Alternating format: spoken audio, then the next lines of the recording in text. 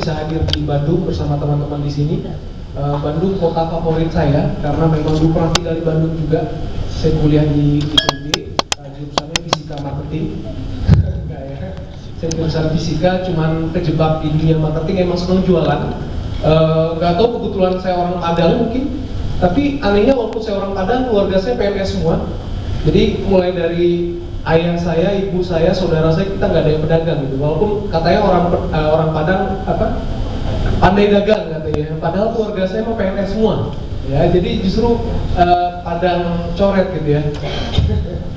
Oke, ngomong-ngomong Bandung nih, Bandung terkenal sangat kreatif, betul ya?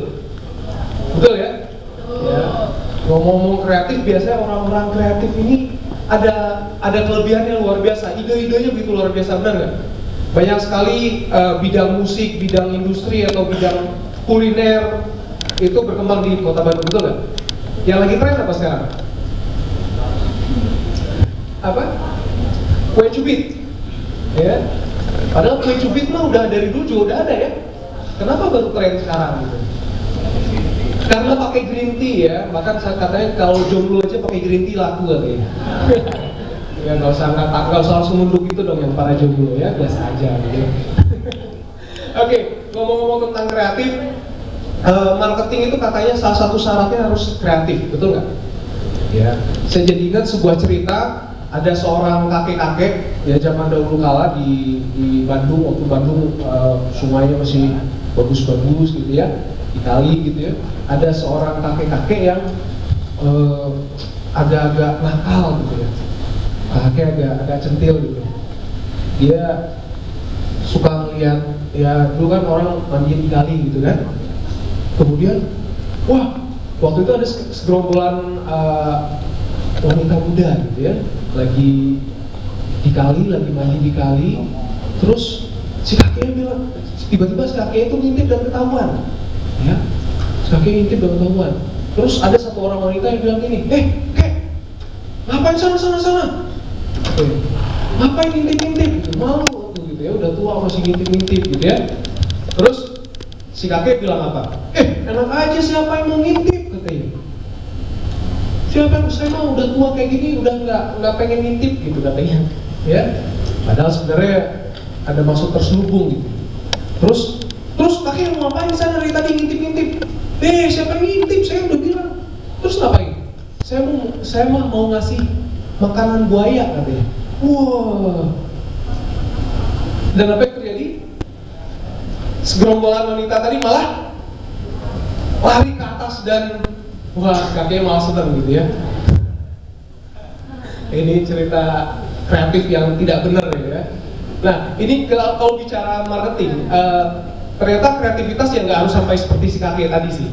Saya pengen tahu dulu nih, siapa di antara teman-teman yang bisnisnya butuh kreativitas? Boleh angkat tangan? Yang secara marketing butuh kreativitas? Nggak ada? Bidang apa? Produknya apa? Nah, sepatu. Siapa lagi? Oke, bisnisnya apa aja deh? Saya pengen tahu dulu. Bisnisnya apa aja? Yang pojok bisnisnya apa? Busana muslim, rajutan. Oke, ada yang lain? Siapa lagi? Yang busana muslim, yang busana, yang fashion. Boleh angkat tangan. Biar langsung cepat. Yang fashion. Oke, ada yang fashion, ada 2.314 orang. Oke, yang selain fashion apa lagi? Makanan. Nah, kebanyakan yang kuliner. 1, 2, 3, 4, 5 km kulinernya punya kantin. Oke. Yang lain kuliner fashion apa lagi ya? Jasa apa tuh? Jasa apa kan? Jasa animasi. Oke. Yang lain jasa apa? Jasa apa? Pendidikannya ngapain? Non formal. Oke. Ada yang lain?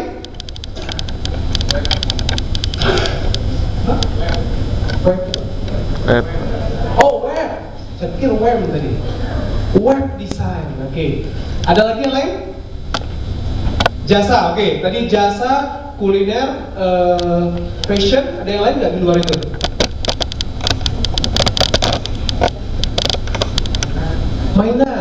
Mainan anak-anak? Mainan kayu ya, nggak mungkin mainan bapak-bapak ya. Oke, apa lagi yang lain? Hah? Pembuatan peta. Oke, peta apa tuh? Oke, siap. Ada yang lain? Rekor tanaman. Oke, ada lagi yang lain? Pertanian ngapain? Pupuk. Oke, ada yang lain? Garam. Apa? Garam. Garam. Garamnya diapain? Untuk industri. Garam kristal. Produksi. Kristal untuk industri. Oh, oke. Nah, ini keren-keren ya. Oke. Siapa di antara teman-teman yang ingin memasarkan dengan lebih mudah dan lebih cepat?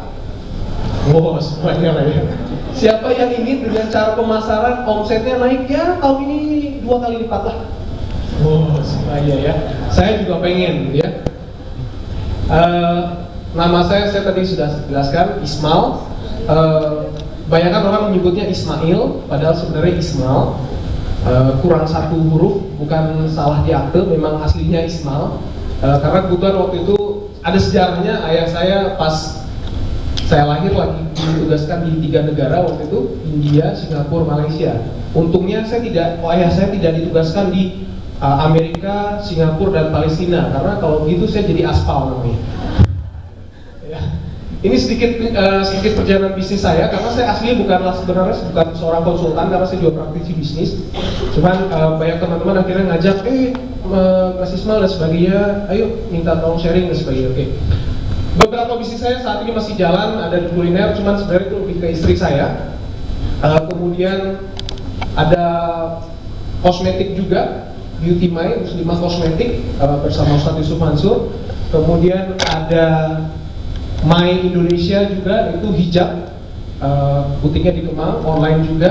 Kemudian ada geraihawa.com, itu sama Teguh Wisnu Irwansa, kita partneran di sana. Kemudian ada woku.com yang terakhir, yang ini khusus Indonesia Celebrity Marketplace. Jadi kita hanya menjual produk-produk miliknya selebriti. Ada Vidi Aldiano, ada siapa lagi itu, Tantri Kotak, Ricky Harun, Cika Jessica, dan sebagainya. Persepsi kita ketika membuat bisnis ini cukup sederhana. Kita berpikir, siapa yang pakai Instagram di ruangan ini? Oke, ketika ada yang follow selebriti nggak? Siapa contohnya? Siapa? Siapa? RASB? Oh, bukan. Saskia Meka tadi ya. Oke, Saskia Meka likes-nya berapa kira-kira sekali posting?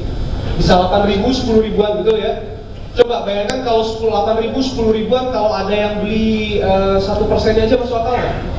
Jangankan 1% deh, 0,01%. Followersnya sekitar Saskia Meka sekitar 2 jutaan ya. Sekitar 2 juta, berarti kalau 1%-nya sekitar berapa? 1% dari 2 juta? Ayo. 20 ribu. 0,01%. 200. Artinya kalau ada 200 pembelian saja setiap hari masih lumayan nggak?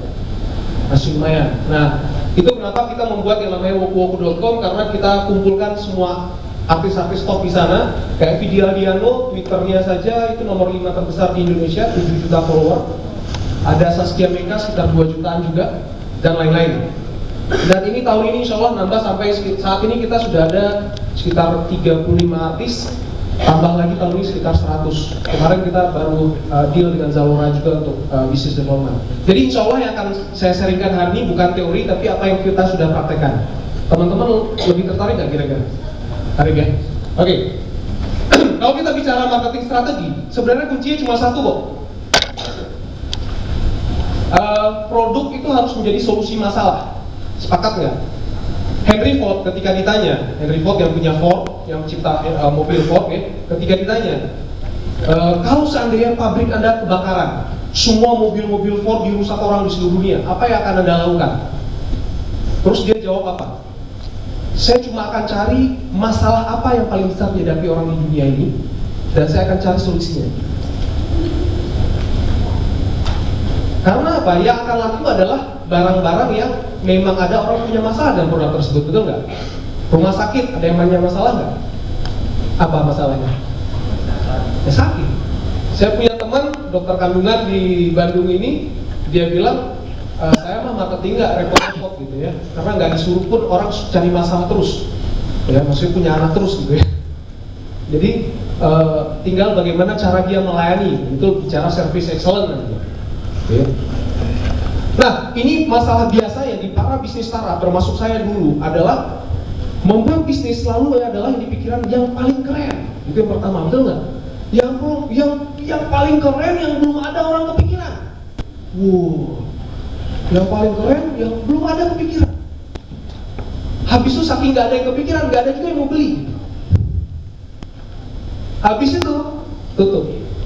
Berapa banyak bisnis yang keren banget tapi kemudian hilang. Nah, ini challenge-nya untuk orang-orang yang kreatif, Bapak Ibu dan teman-teman. Ya teman-teman ya.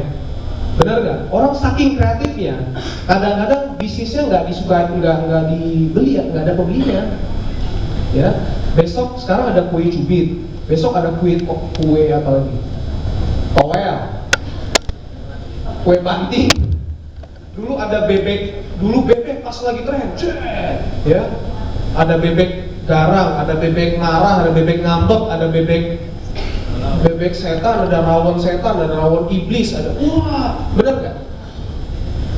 Semua kreativitas itu bagus sekali. Pertanyaannya adalah kalau kita bicara bisnis, kita nggak bicara sekedar kreatif, kita bicara dua hal. Nah, ini perlu dicatat mungkin, scalable dan sustainable. Scalable artinya bisa terukur. Misal contoh tadi, dengan 2 juta follower, kalau tingkat keberhasilannya cuma 0,01%, maka akan ada 200 orang yang membeli. Iya nggak? Jadi ada skalanya gitu loh, nggak ngasal-ngasal kreatif. Ya. Kemudian yang kedua adalah sustainable. Sustainable itu berkelanjutan. Pertanyaannya, bisnis kita ini akan ada berapa tahun lagi? Ya. Kalau ngomong-ngomong bisnis tren, teman-teman, saya rasa saya pertama tinggal di Bandung tahun 99. Di Bandung itu trennya tahun 99 berbeda dengan tren sekarang sudah pasti. Ya, dulu tren roti bakar aja udah keren banget dulu. Ya, tahun 99 tuh tren roti bakar. Terus muncul di depan ITB waktu itu banyak sekali orang bikin istilahnya Intel, Indomie telur. Ya, terus ada ayam Coca-Cola, ayam pakai Coca-Cola. Wah, waktu itu tren, semua orang bikin seperti itu. Tahun itu ya. Sekarang kemana? Ya udah kan. Baik, kalau kita bicara bisnis, kita bicara dua hal tadi. Apa tadi? Yang pertama, scalable, terukur. Yang kedua, sustainable. Kalau sekedar bisnis mau keren-kerenan, aduh sayang gitu, bener nggak? Kalau menurut saya mah sayang gitu. Capeknya sama, ya. Terus pas hancur kan sakitnya tuh di sini gitu ya. Udah diliput media, udah masuk majalah, ya udah keren-keren, udah menang award, menang apa, bisnisnya mah hancur juga. Ya, oke, sepakat ya. Oke, jadi kalau mau berbisnis ya, mau marketing yang benar, carilah adalah produk yang memang solusi masalah. Misalnya tadi pertanian ya, pertaniannya apa? Pupuk organik. Siapa yang punya masalah dengan pupuk? Petani. Pertanyaan berikutnya adalah, kenapa petani harus pakai pupuk organik? Kenapa nggak pupuk anorganik? Biar aman ke tanah. Emang kalau dia nggak aman, apa risikonya? Kalau kualitas tanah yang menurun, emang kenapa? Nah, produksi makin jelek. Nah, itu maksudnya. Sehingga yang kita tembak harusnya produksi makin jelek. Oke? Orang nggak peduli loh, organik sebenarnya. Terlalu. Sekarang gini, orang bikin ramah lingkungan. Saya tanya deh, siapa di ruang ini benar-benar peduli dan ramah lingkungan? Siapa di ruang ini yang 30 hari terakhir nggak pernah buang sampah? Yang benar-benar nggak pernah buang sampah sembarangan? Nah, ngaku. Siapa di rumahnya yang benar-benar misahin sampah plastik dan sampah kertas? Berapa orang paling? Benar nggak? Jadi kalau sekarang kita bicara bisnis ramah lingkungan, laku nggak? Laku untuk sekedar gimmick doang. Tapi realnya berapa bisnis yang memang karena ramah lingkungannya dia berhasil? Enggak, orang harus tetap aja ada fitur manfaatnya, teman-teman. Benar nggak? Ya, oke, nanti kita bahas lagi. Jadi produknya harus ada solusi. Jadi memang produk pupuk organik ini memang solusi buat orang yang punya masalah. Orang yang punya masalah dengan tanahnya nggak pengen rusak. Nah, kita harus cek lagi berapa persen sih para petani yang peduli dengan tanahnya nggak mau cepat rusak. Jangan-jangan tidak ada petani yang peduli dengan itu. Jangan-jangan dari 1000 petani, peduli amat dah, tanah rusak enggak, yang penting hasilnya besar. Siapa tahu begitu, benar nggak? Oke, bisnis apa lagi? Bisnis apa? Contoh lagi, tadi ada pertanyaan. Mas tadi web ya? Web masalahnya apa mas? Masalah siapa? Siapa yang punya masalah dengan web kira-kira? Maksudnya kenapa saya harus beli web? Gitu. Pemasaran, oke. Kenapa harus beli? Emang kalau nggak pakai web kenapa? Jadi beli luas saya pemasarannya. Pertanyaan misalkan teteh di sana yang pakai pupuk organik, perlu nggak web kira-kira? Perlu. Perlu web nggak? Seberapa perlu petani mengakses web? Sih? Kita bicara praktikal, teman-teman. Kita bicara pahit-pahitnya gitu ya. Artinya perlu nggak jualan pupuk organik pakai Line? Perlu juga. Petani berapa persen petani yang pakai Line? Berapa persen petani yang pakai Instagram? Mampir kakak gitu di Instagram kan? Fallback dong kakak gitu. Iya sis gitu ya. Berapa persen? Sih paham ya maksudnya ya? Jadi makanya bisnis tadi ada dua kuncinya kan, scalable dan sustainable. Jadi nggak sekedar ikut-ikutan tren gitu ya. Oke, produk sebenarnya solusi masalah. Masalah siapa yang Anda pecahkan? Yang kedua, ini agak panjang, cuma saya sederhanakan saja. Cara melayaninya atau prospeknya itu mulai dari orang yang nggak tahu siapa Anda. Orang nggak tahu apa sih produk Anda, kue cubit, kue koel, apaan tuh gitu, orang nggak tahu. Kemudian mereka mulai dengar, tapi dulu ya amat sih, emang kenapa sih kue cubit?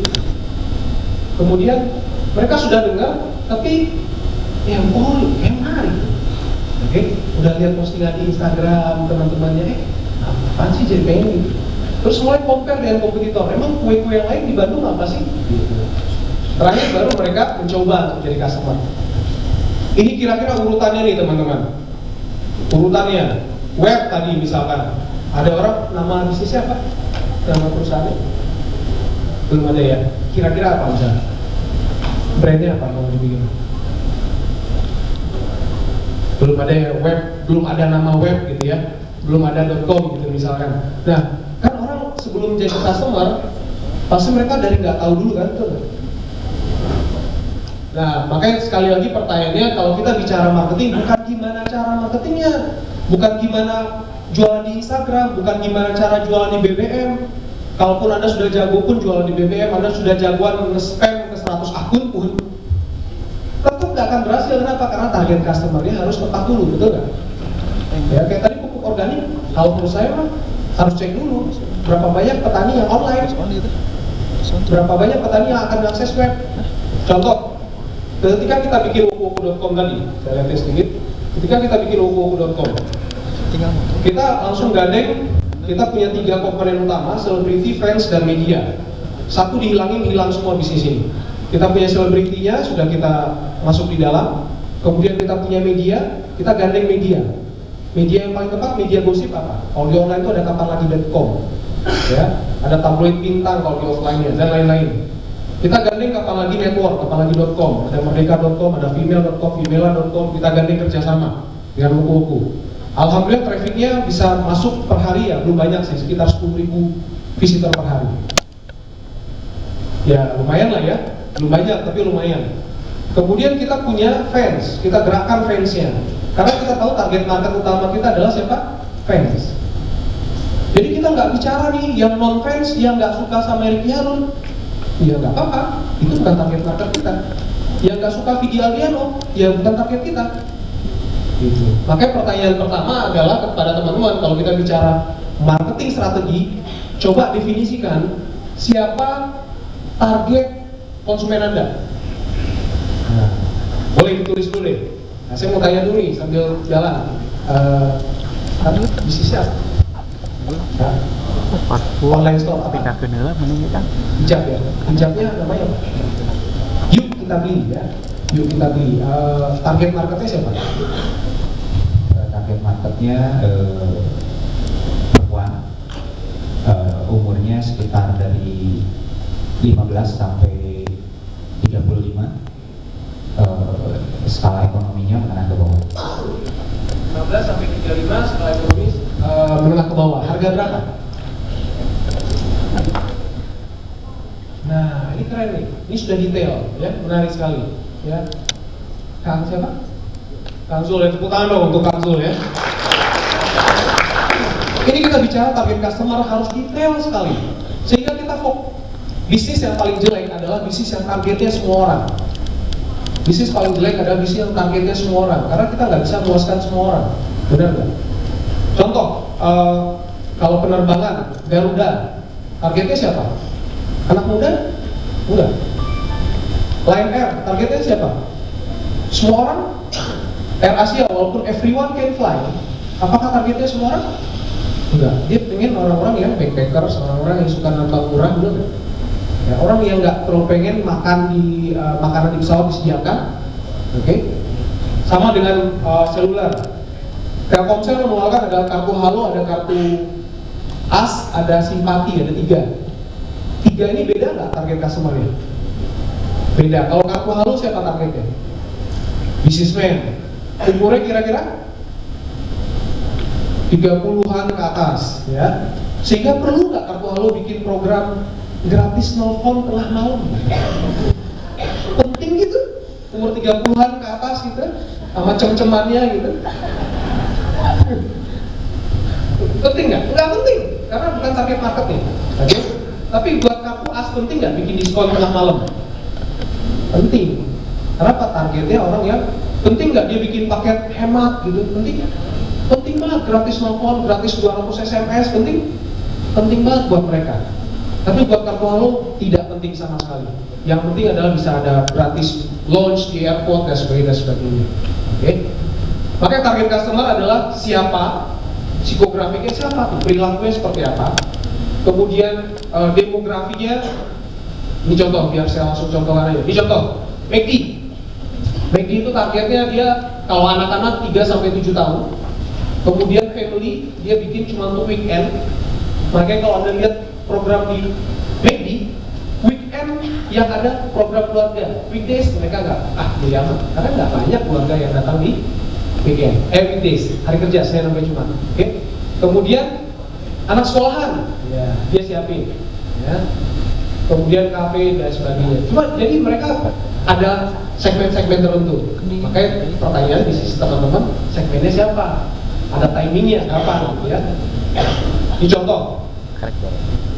Demografi, ibu-ibu umur 25 sampai 34. Kemudian secara psikografi, dia tinggal kira-kira dia punya penghasilan segini, punya anak, bla bla bla bla sebagainya.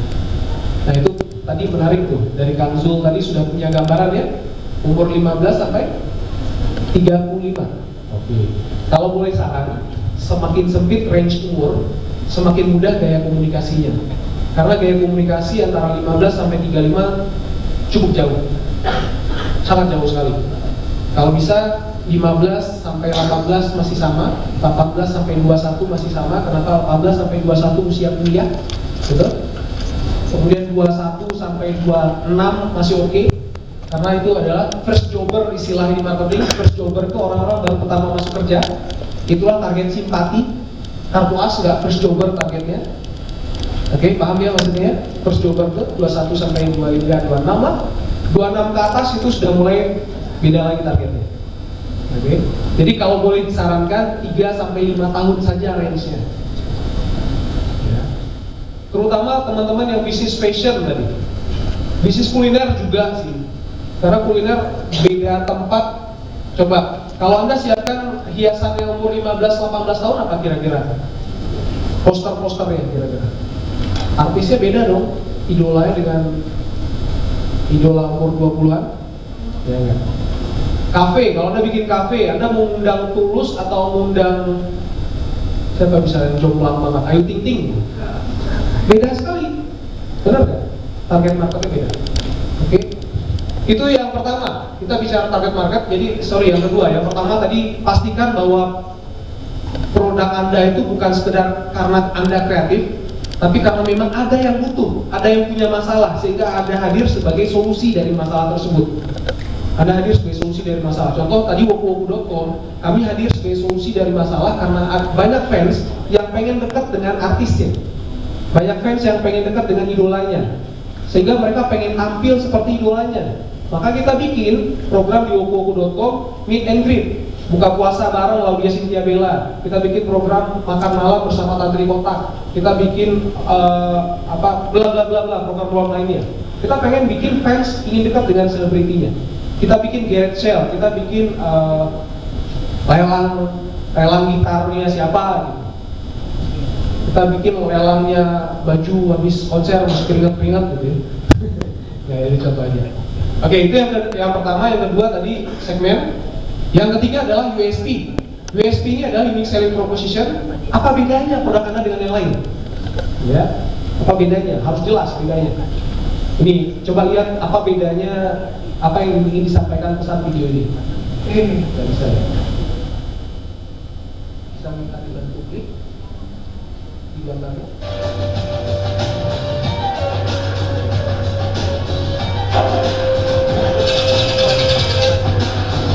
Ini orang jualan casing handphone.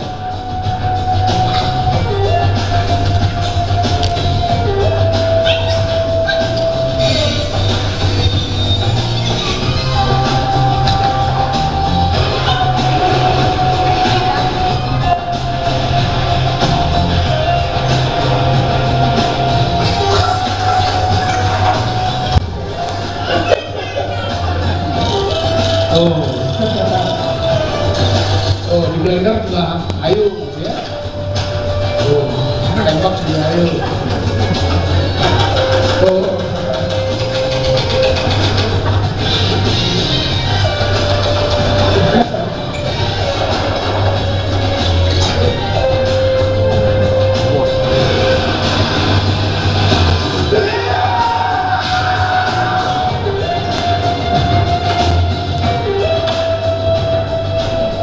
Oke, ya.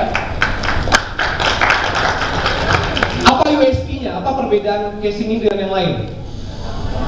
Tahan banting, betul nggak? Kuat tahan banting. Di hampir semua orang yang lihat video ini pasti jawabannya cuma 2 kata itu. Kuat tahan banting. Jelas nggak pesan dari produk ini?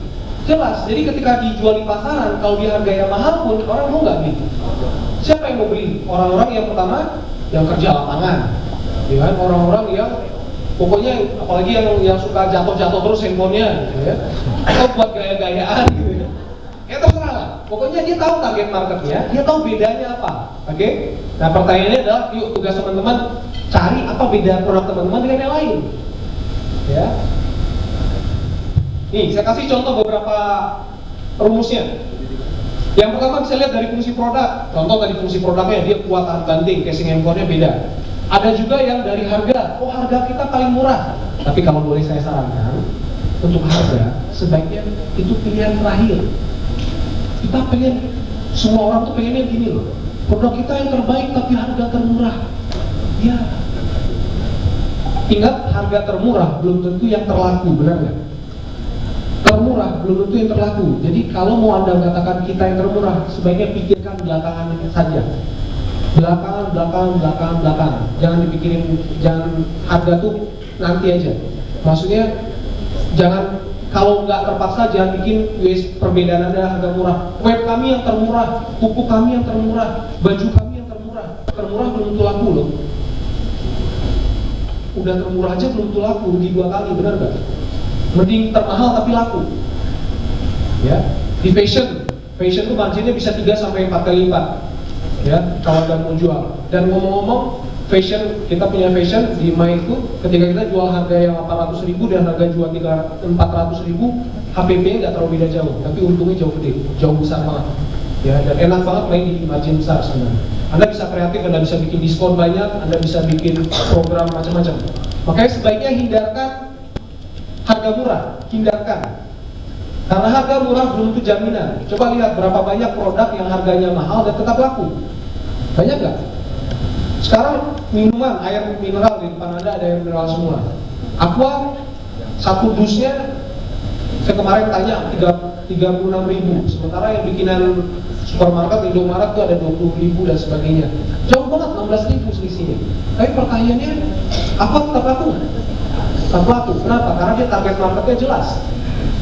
Oke? Nah kemudian servis, ada orang yang kelebihan di servis. Misalkan servis ini kecepatan melayani. Kami akan melayani dalam setiap, kalau Anda chat BBM dengan kami 5 menit pasti kami balas. Itu bisa jadi USP Anda, pembeda Anda dengan kompetitor. Harus jelas tuh bedanya. Kalau nggak jelas bedanya, orang mah sama aja gitu, ya nggak? Orang nggak nyantol di pikirannya, ya. Kemudian ada lagi kualitas. Kualitas, apa contoh kualitas? Baju biasanya. Kualitasnya memang kelihatan, ada pegang aja udah langsung, oh kualitasnya mahal, oh jasnya mahal, gitu, ya. Kemudian daerah. Kita nggak buka cabang di daerah lain, itu contoh pembedaan daerah. Dan lain-lain, ada bahan dan sebagainya. Pastikan Anda fokus pada yang Anda tuh kekuatannya di mana sih, produk Anda kuatnya di mana. Boleh tahu yang kuliner yang katakan yang kulinernya apa? Susu almond. Oke, kita bedah di susu almond. Apa kelebihan susu almond Anda? Boleh pakai mic? Boleh pakai mic biar teman-teman yang lain dengar. Nama susu almondnya apa? Promosi gratis loh. Nama susu almondnya Yamil, oke. 100% natural ingredient, tanpa bahan pengawet, tanpa pasteurisasi. Oke. Target marketnya Bentar, satu. Apa kelebihannya pertama? 100% natural ingredient. 100% natural ingredient, artinya bahannya alami, 100%. Oke, kemudian yang kedua? Boleh bicara? Bisa. Target market kita orang-orang yang Enggak, kelebihannya apa? Yang kedua? Kelebihannya yang kedua no artificial flavoring. No? Artificial flavoring.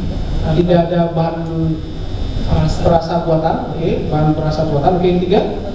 Yang ketiga memang natural sih. Natural, intinya natural semua ya, bahannya alami. Oke, pertanyaan saya nih teman-teman sambil dengarkan pertanyaan saya, brand pesaing ada nggak yang memiliki hal yang sama? Sejauh ini baru belum ada. Untuk produksi Ada yang lain? Produk sejenis untuk almond? Belum ada. Jadi bahan alami, tidak ada yang menggunakan bahan alami, tidak ada bahan perasa alami, intinya natural semua. Dan tidak ada kompetitor. Iya. Sejauh ini saya Sejauh ini sedikit perbedaan, kita belum tahu atau sudah ada tapi kita belum kita yang sudah ada tapi kita belum tahu, atau memang nggak ada kompetitor, benar nggak? Karena sebenarnya hampir tidak ada bisnis yang tidak ada kompetitor. Paling tidak bukan kompetitor produk sejenis, tapi kompetitor konsumen, enggak, kompetitor konsumen. Misalnya contoh, Starbucks dulu punya kompetitor enggak? Ya. 2005 ketika mereka mulai di Indonesia, hampir tidak ada yang fokus di kedai kopi. Tapi dia punya kompetitor. Kompetitornya siapa? Orang-orang yang dulu nggak nongkrong di Starbucks, itu adalah kompetitornya. Coca-Cola dulu nggak punya kompetitor. Kompetitornya adalah dia mencari orang-orang yang punya kebiasaan minuman, orang biasa minuman ringan, yaitu dulu teh botol. Nah, maka kompetitornya adalah orang-orang yang konsumsi teh botol. Oke? Nah, pastikan teman-teman ini benar-benar yang Anda punya, pesaing tidak punya, itu yang harus difokuskan. Jangan misalnya contoh, pelayanan kita terbaik, melayani dari hati. Waduh, itu lebay banget, nggak usah lah dipakai USP, nggak usah diangkat-angkat sebagai jargon gitu ya. Semua orang juga bisa ngaku seperti itu. Beda kalau Anda punya jargon, 5 menit chat Anda pasti kami balas. Udah singkat. Artinya kita fokus di servis. Ya, atau contoh kalau bisnis fashion, bahan dijamin salah jahit uang kembali. Ada satu bimbel, ya ada satu bimbel, nggak terlalu besar sih bimbel ya. Cuman dia punya tagline gini, nggak masuk UI uang kembali. Clear nggak bahasanya? Nggak masuk UI uang kembali. Untuk orang yang masuk UI, maka mau nggak bayar berapapun? Mau. Nggak masuk UI uang kembali. Dia punya target nggak untuk orang-orang yang ingin masuk ITB? Dia nggak peduli dengan orang yang masuk ITB. Dia fokus hanya untuk orang yang masuk UI. Dan dia pikir untuk orang masuk UI pun marketnya sudah besar loh. Mahasiswa UI itu per tahun palingnya pertambahan mungkin 2.000-3.000 orang mahasiswa baru. Yang ingin masuk kira-kira bisa 10 kali lipatnya, betul nggak? Persaingannya bisa di atas 1/10. Bisnisnya besar, scalable, terukur, dan sustainable. Sampai sekarang masih ada. Oke? Dan pastikan itu memang yang konsumen mau. Nah, kayak teman-teman cek lagi nih. Sekarang bisnis Anda kelebihannya apa? Jangan-jangan sama kompetitornya, jangan sampai sama. Ya. Kalaupun belum sama ya segera untuk ngejar dengan cepat. Nah, ini contoh brand karena kita bicara branding juga. pastikan segera ngebut brandingnya di mana-mana. Jadi branding itu ada dua fase. Yang pertama brand awareness, yang kedua adalah brand activation. Saya ulangi, yang pertama apa? Brand awareness, yang kedua brand activation. Brand awareness itu adalah orang paling gak ngeh dulu. Oke, saya tanya, ayo jawab dengan cepat. Kalau saya bertanya tentang apa yang Anda pikirkan, brand apa yang muncul di pikiran Anda, jawab dengan cepat ya. Sampo, Sunsilk, oke? Itu berarti brand awareness nomor satu adalah Sunsilk. Yang kedua bisa siapa? Pantene, mulai beda-beda. Yang ketiga, Clear, mulai beda-beda kan? Oke, jawab dengan cepat lagi. Yang kedua, brand apa yang muncul di pikiran Anda pertama kali? Ucapkan dengan keras, pasta gigi. Brand awareness pertama Pepsodent yang berhasil. Sekarang yang ketiga, sabun mandi. Lifebuoy, padahal mungkin Anda nggak pakai Lifebuoy lagi ya. Betul? Tapi brand awareness-nya tetap Lifebuoy. Makanya butuh yang namanya brand activation. Brand activation itu adalah mengaktifasi brand tadi. Bagaimana bukan hanya masuk di pikiran, tapi juga dieksekusi orang membeli. Ini pertanyaan berikutnya. Waktunya terbatas, 5 menit lagi. Ini jualan apa? Jualan apa? Untuk yang jawab jualan kopi, apa bedanya dengan ini?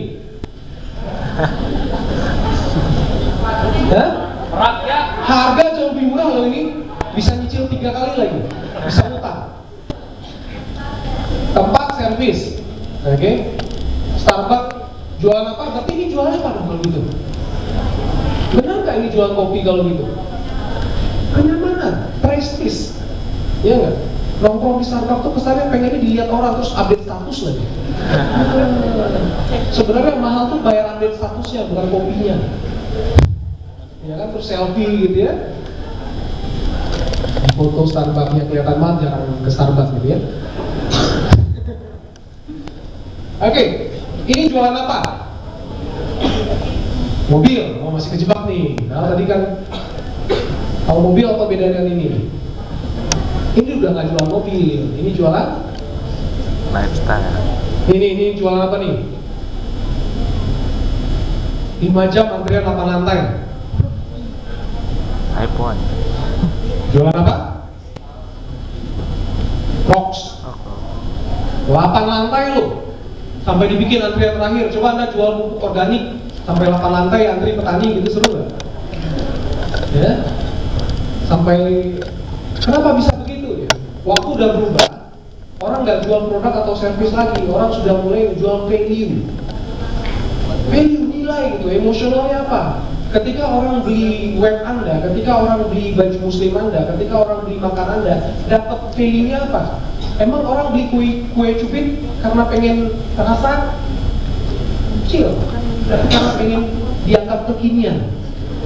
Benar nggak? Unconsciously itu yang pengen ditanamkan.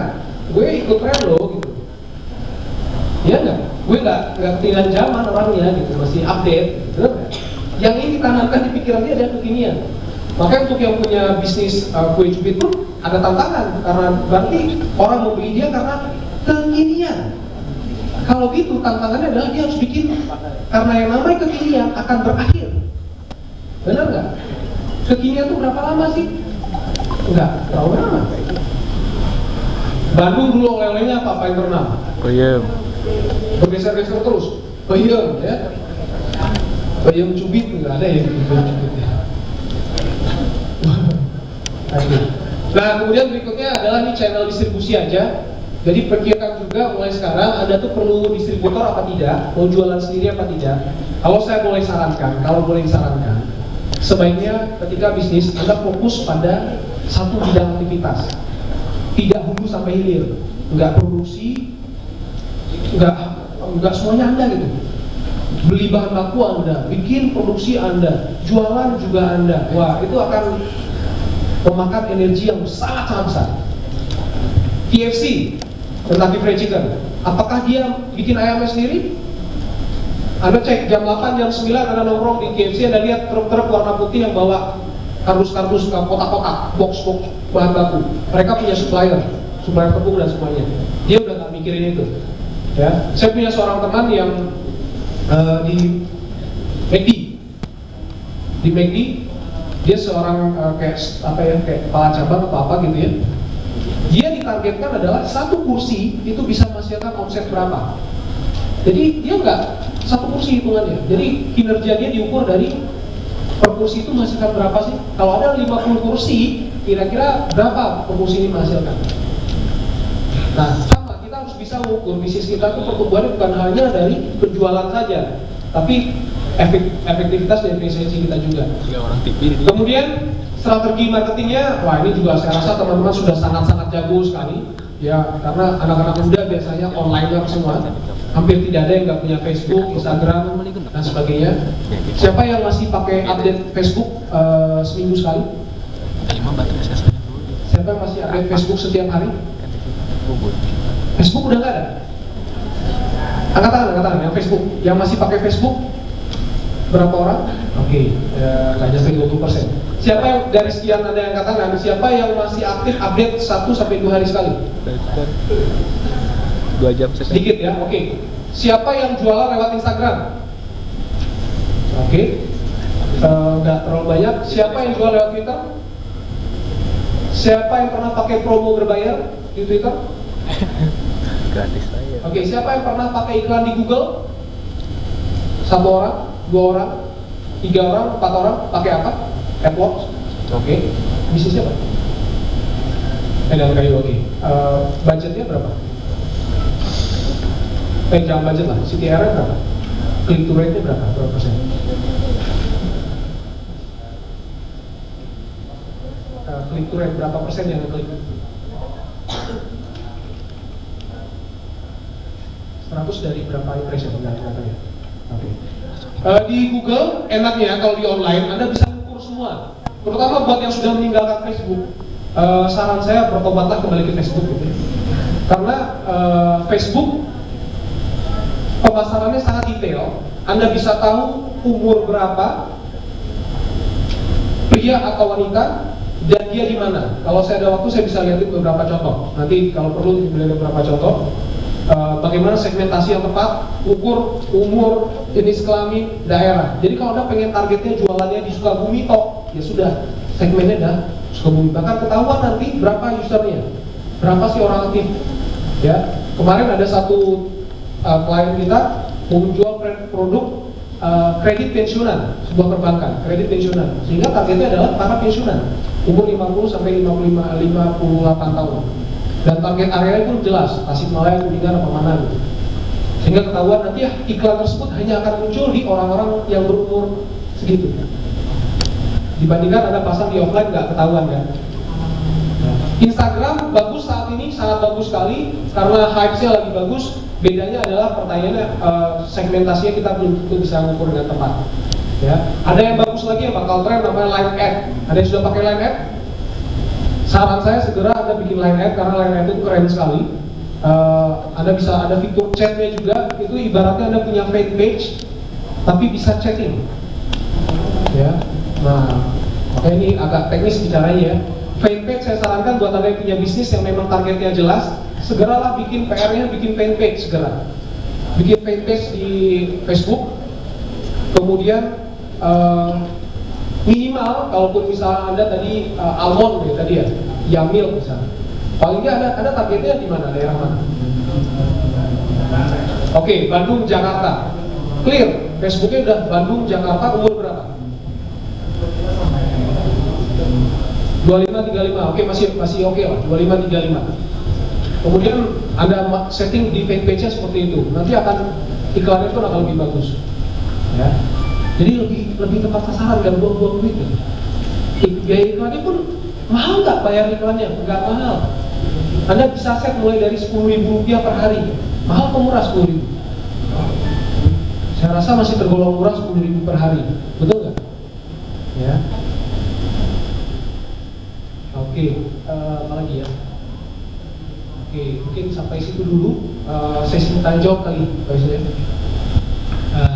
Sebelumnya terima kasih kepada Kak Ismail Jota.